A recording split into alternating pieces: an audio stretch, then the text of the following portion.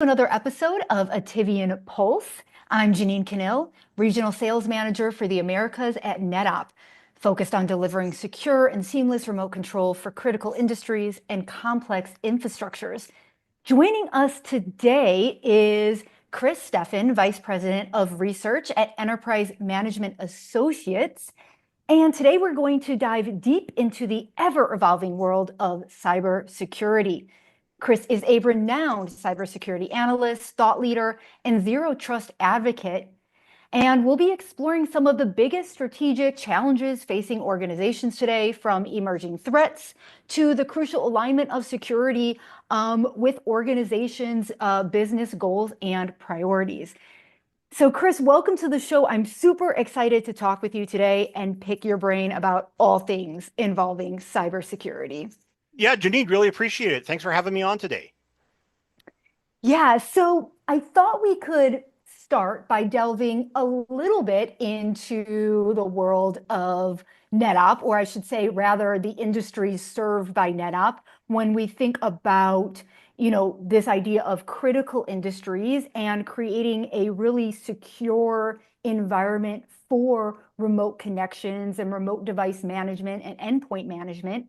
So I'd be interested to hear about your experience because you have so very much experience advising companies on what to do and slapping their hand when they're doing something wrong, as to, your ideas around and your recommendations around what organizations should do when they're looking to improve their security, especially in terms of remote access and endpoint management.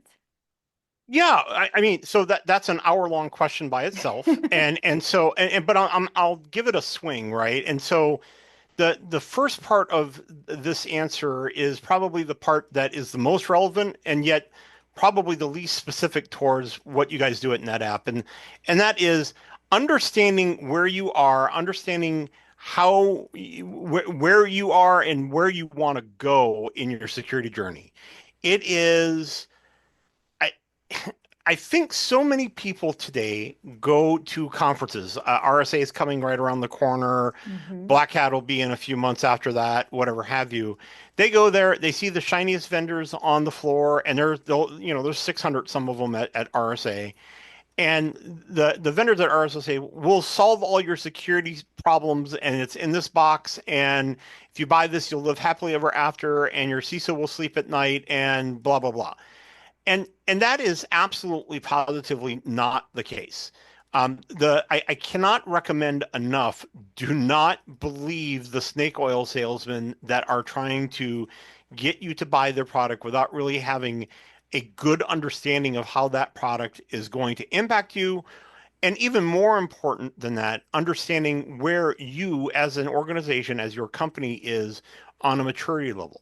So I guess the very first thing that I would share is gain a better understanding of what your strategy is. And part of that is introspective, understanding what is your maturity level.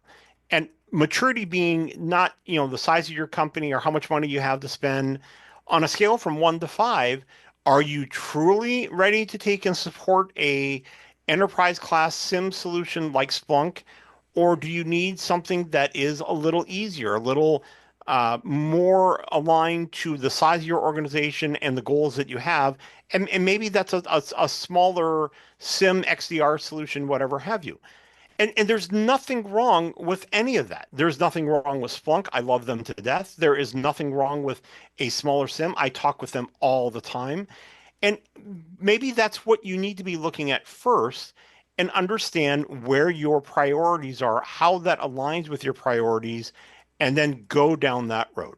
I know a lot of people do want to just buy the biggest, best security solution, slap a label on it, call it done, and live happily ever after. But security is rarely that way. And it really is important to be honest with yourself, what your goals are and what your capabilities are, what your maturity level is before you take and really decide on a security solution and specifically, honestly, a security strategy. Yeah, understood. And you mentioned that idea of people just wanting to get the biggest and the best. knowing that that consolidated tool, that single pane of glass is really all the rage right now in terms of finding a one and done solution, something that plug and play, you're set to go. Uh, what value do you see in taking more time? And maybe there are specific solutions that you find as, really innovative on the market that may be smaller, or maybe things that people should think about when they're looking at these large solutions or comparing like a bespoke security stack versus a one and done security stack. Yeah, and that's a great question. The answer is that your mileage varies, right? So if you are, let's talk about some different types of organizations and different levels. Okay, if you are an organization that is starting out what we call a greenfield or basically at one or zero, maybe you need that all-in-one solution to get you over a hump. Maybe you need that specific solution to be able to address certain regulatory or vendor due diligence considerations. Very big reason to be taking and looking at a lot of these solutions is exactly that. I would always take and recommend a all-in-one solution, and I don't mean that as a pejorative. It's how Mhm. it sounds, but it's not. I mean, a lot of those solutions are quite excellent, and they give you a breadth of capabilities all in one nice package that you can then modify, utilize as you see fit, whatever have you, and grow within that tool until the next thing comes. If you are a larger organization, there's a pretty good chance maybe that your maturity is at a point where you already have a pretty established infrastructure.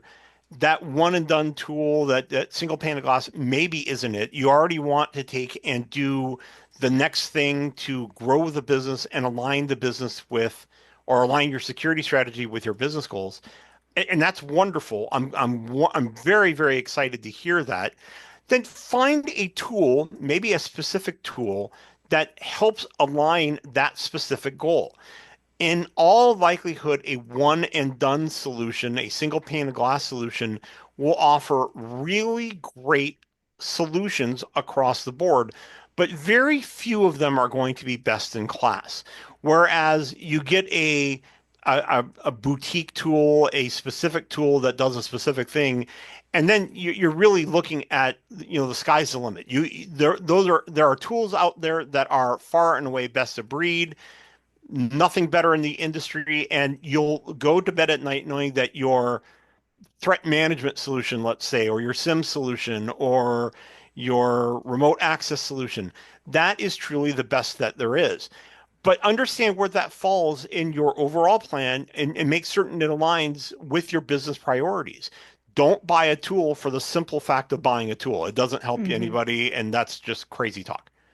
Yeah, you bring up a really important point because, one of the most common reasons that prospects will come back to us, maybe they evaluated us and decided to go with a cheaper tool or decided to go with something that was built in to, a system that they have already. But then when they go to pass that audit, their remote access fails. And Yeah. we find that they're forced to come back to us and say, listen, we actually do need NetOp because it's the only, remote tool that will allow us to pass the audit in these specific ways. And I'll add too, one of the things that I cannot recommend enough, and I mentioned it at the beginning, is do that assessment. Understand where you are, and that also includes understanding the tooling that you have in place. One of the first things that I always recommend to CISOs when they start the job, the average lifespan of a CISO today is about 30, 32 months, somewhere in there. And it takes 6 months to find the water cooler. It takes another 6 months to really get a good handle on what your staff's strengths are and really get an alignment as to what the business is trying to do. But after that, then you're trying to take and make your mark. You're trying to do the next big security project, whatever have you. And one of the things that I always recommend that they do right from the very get-go is spend some time understanding exactly what tools you, not only the tools that you have, but who are the experts at those tools, or do you just have tools for the sake of having them? And that sounds flippant, and I don't mean to be flippant, but you'd be shocked at how many times they bought again, I'll pick on Cisco for a moment. Let's say that you buy a Cisco Cal and it has a gazillion of remote access solutions as part of the CAL and this, that, and the other thing and whatever. And 9 times out of 10, you may not even know what you have. So taking and doing that assessment to level set where you are, what tools are available to you, and how you can best, utilize the tooling that you have. It could be that you have a best in class solution as part of an existing licensing agreement, or one that you already have the expertise in house to manage, and you can capitalize that on that particular expertise, or something. And I don't know, it's going to be different for every organization. But doing that initial assessment is critical. And I think a lot of times we tend to forget about it. I would always recommend call in all the vendors for all the tooling that you have and say, that's great. I'm the new guy here. What's going on and how can you help me achieve my goals? And I promise you, if that organization is worth anything, they will be happy to talk to you about how they can Mhm. help you achieve your goals. That's And your job, Janine. Tell me, would well, you turn down that exactly. conversation? No, those are my favorite conversations to have. As you're saying this, I'm like, yes, please.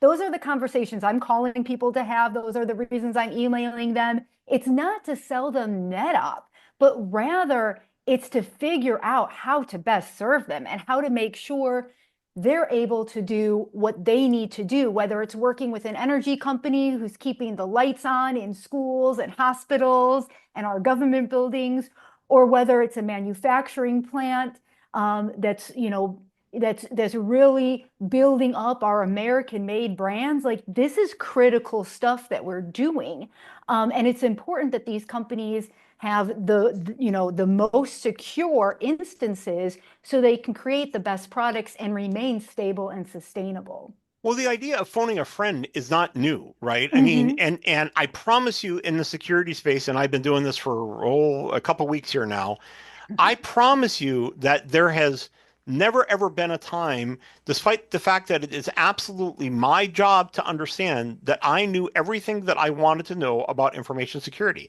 You can't. It's just really not possible. And I dedicate many hours every single day to know as much as I possibly can. And I still know only about 5% of what I'd like to know, right? And so it is not weak to be able to say, look, we don't know everything that we need to know about this.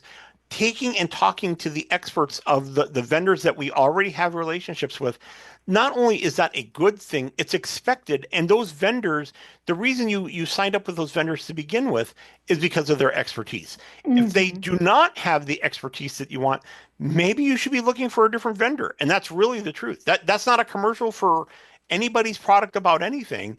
If you don't trust the people who sold you the product to begin with, maybe it's time to find different people to be working with. Yeah, and getting into that process and being able to work through that process with multiple vendors, I think is it is really critical. I've recently been working with a large logistics organization.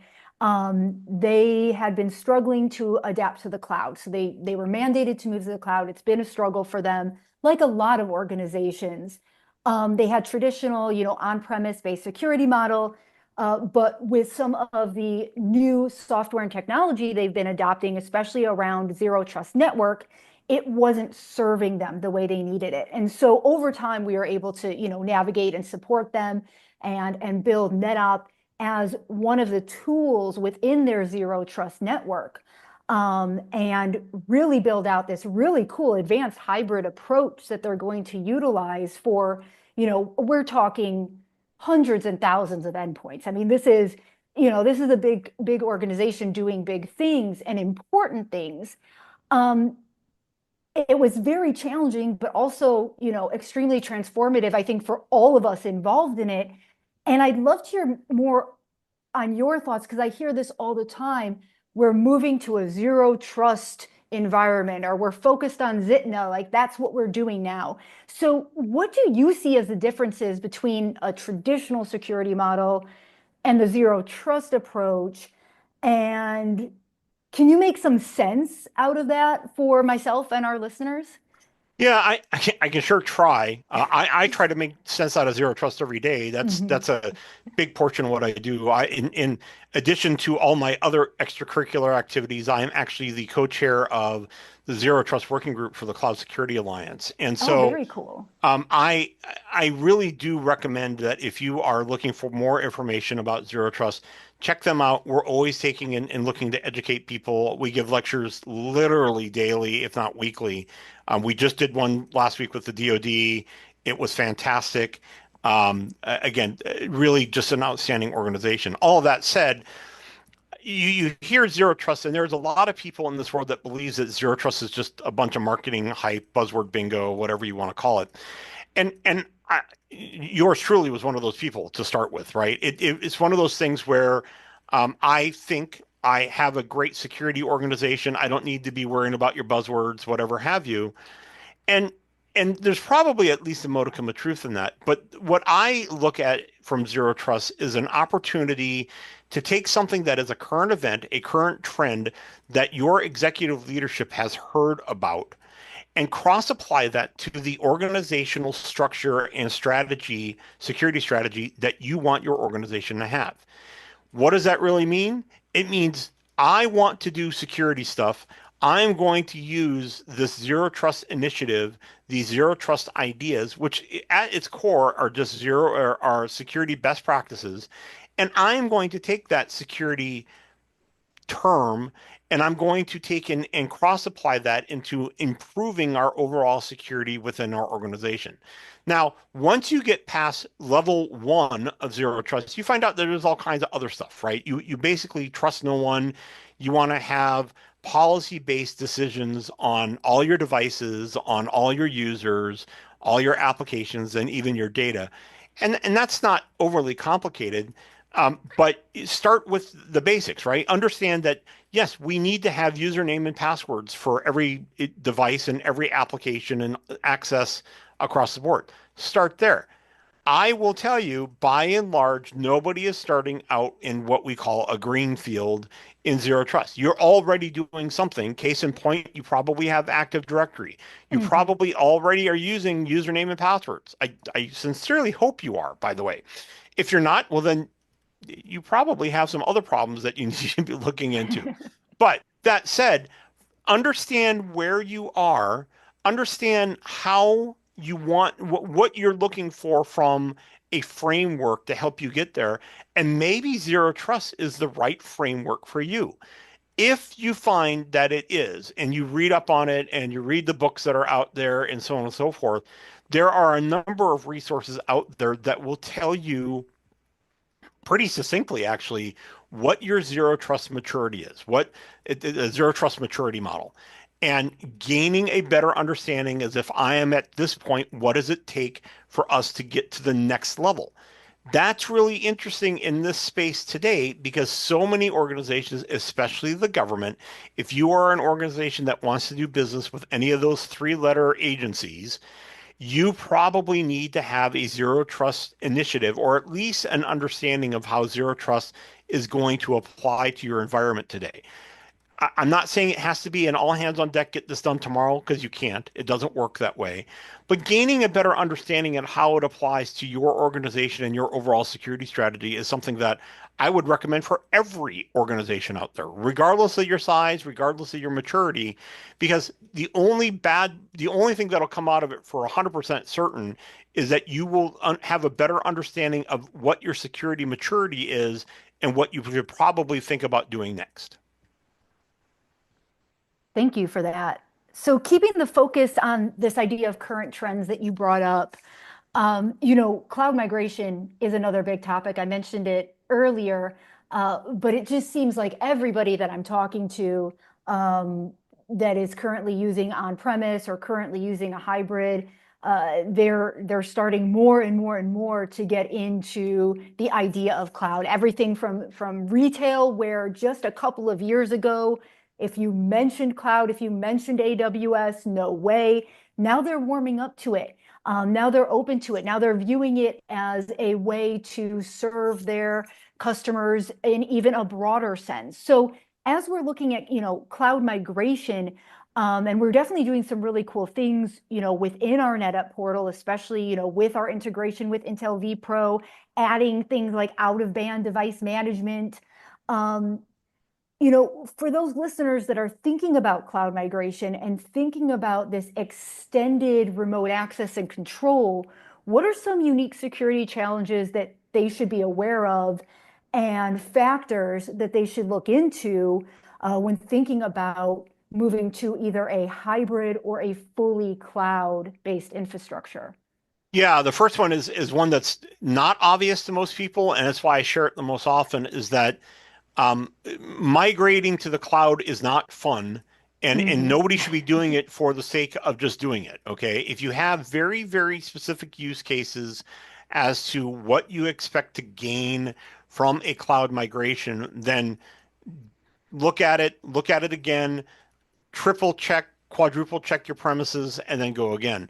I will tell you that in all likelihood, it is not going to be cheaper. It might be better, it might be more resilient, but it is not going to be cheaper. And very, very simply, from a security perspective, you are literally exponentially increasing the complexity of your protect surface that you need to understand and account for when you move to a second environment like the cloud. I'm not saying that it's bad. I'm saying that there's plenty of examples of where taking and moving to the cloud is a great thing and will help your organization immensely. So please don't take it as don't do this, don't do that. That's not at all what I'm saying. I'm saying that if you haven't really sussed out all of the understanding of why you're moving to the cloud, all the advantages, and done a risk analysis of moving your infrastructure or even some of your infrastructure to the cloud, you really need to do that first. After you've done that, then I would definitely do that risk analysis and understand what is it going to take for us to get there? What do we consider to be complete? Because it's never going to be done, by the way, just so we're all clear about that too. Mm-hmm. And understand again more succinctly as to, when you take and look at that project, think of it as milestones, think of it as steps in that right direction, but understand that you're never going to be all the way done. And very lastly, there probably is almost no environment out there that it's 100% in the cloud or 100% on-prem anymore. Whether it be through services that you're using or just the very nature of how technology works today, you are always going to have at least some presence in the cloud, and you are likely always going to have some presence on-prem. It just embrace the horror. It is what it is. And Mm-hmm. it's not a bad thing. It just is what it is. But then you can strategically pick what is going to make the most sense for you and your organization to move compared to just trying to shotgun approach, we're going to move these half of these users tomorrow and half of these users the next day. Rarely does that make any sense. Figure out which you're going to gain the biggest advantage of, take and make that migration smooth, gradual, and then figure out how you can gain experience and comfort in that particular move, and then figure out what the next thing is going to be from there.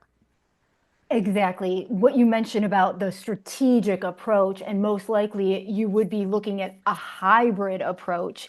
To me, that makes the most sense. Be strategic, be thoughtful, take your time, do it right, so that again, stability and sustainability are what you're able to accomplish. That's right. Yep.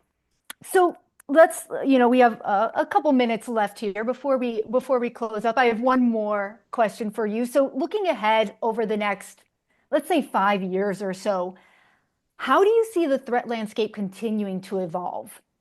Wow. And do you have any advice? Like, yeah, maybe one or two things that you have your eye on, that things that, if we're looking, because when we talk about scalability, that's another huge thing that comes into conversation all the time. We're talking about 5 to 10 years. We're talking about growing something. Um, yeah, what are some things that organizations should be keeping top of mind as they try to create sustainable practices that can scale with specific solutions like NetApp over the next 5 to 10 years? Yeah, I'll give you a simple one, and of course you can't have a conversation in the tech industry today without talking about AI, right? Hmm. And Hmm. so you need to understand specifically from a security perspective, but just in general, what impact is AI going to have on your organization? It isn't obvious and it's different for everybody, but and it's going to continue to evolve. Those that are not trying to figure out how to take the most advantage of AI are going to be the blockbusters of today, right? I mean, you're talking about people that are hoping that it goes away. It's not going away. The people that are embracing it and trying to take advantage of it are going to be the leaders in the future. And so be a leader, understand how AI is going to impact your business, and take advantage of the tools that are offering experience with AI, protecting your environment against or with AI, so on and so forth. So I would start there. I also think that we have not even begun to scratch the surface of protecting our intellectual property and such Hmm. against AI usage. And again, that could be another hour podcast all by Hmm. itself. It is one of those things that having a firm understanding of your intellectual property, of your data estate, how that can be used, how that can be leveraged to train models to make your company better, stronger, is something that we all ought to be looking at right now. One of the things that I'm doing research on right now is understanding how an AI agent, it's called agentic AI, is really going to increase the number of connections that you have out of your what you consider to be secure environment today. Basically, because that agentic AI just calls and searches the entire universe until it finds an answer that is acceptable to you. I don't think that we really understand the breadth that agentic AI and AI in general is going to have on the environments that we have, the number of calls in and out of those environments, and what it's going to be. So, long story short, I guess if I had one bit of advice is understand how technology, AI specifically, technology in general, is going to cross apply to your future plans and your future growth and take advantage of companies that are trying to give you a roadmap, keeping in mind that they don't know any better than anybody else does, by the way, but giving you a roadmap of how they are going to help navigate some of these significant changes going forward and will be there to help you navigate some of those changes as your business needs change, evolve, and take advantage of the latest technologies. Yeah, thank you for that. That was a fantastic answer. And I really do appreciate it that it's all about navigation. It's all about, hey, let's get into this early so we can see how this actually works and suits us, and we can build something and grow something with AI to really be suitable for what we're trying to achieve over the next 5 to 10 years. You Thank got it. you. Thank you so much for your time today. I really appreciated our conversation. I have to say, Chris, you taught me quite a bit, so I hope our listeners feel the same way. If people want to follow you and keep up with you and hear more from you, where can they go to do that? Yeah, I'm all over the place. I'm on LinkedIn. I have a regular podcast called the Cybersecurity Awesomeness Podcast that goes out weekly. I'll be at all these major conferences, RSA, Black Hat, DEF CON, you name it. I am the big guy with the bigger beard. And you can't miss me. My voice booms across even the biggest show floor. So hook me up, look for me, find me on LinkedIn. Always happy to take in chat, always happy to answer questions. Let me know how I can help. Thanks, Chris, and I hope to see you at one of those conferences really soon. You got it. All right.